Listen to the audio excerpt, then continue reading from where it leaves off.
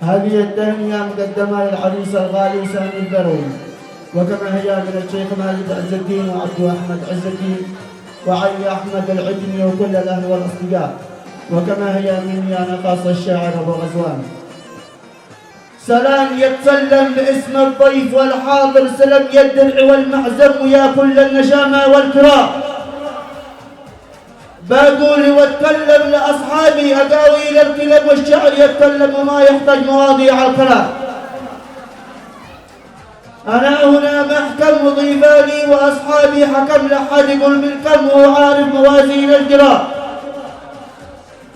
الضيف معزم وشجعان القبائل والكرم، البدع والمحتم كبار القبيلة في أرسال. جينا لكم نهتم ونتصاعد إلى عالي القمم، أفواج تتقدم من القمة بكل الحب وذم الاحترام. يا عرسنا أهتم بضيفانك وشجعان الهمم، شوف الوسم قدم من الأفراح بقد الاهتمام.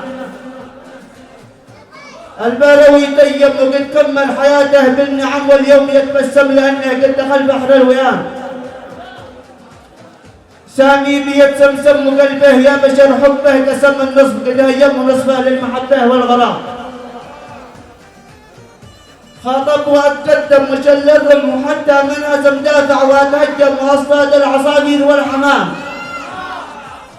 يهناك حفيد العم وهناك باللقاء بنت الكرم، تستاهل المبسم وتستاهل قيامك والمنام.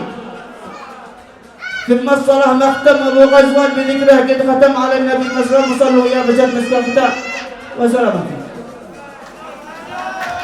بارك الله فيكم.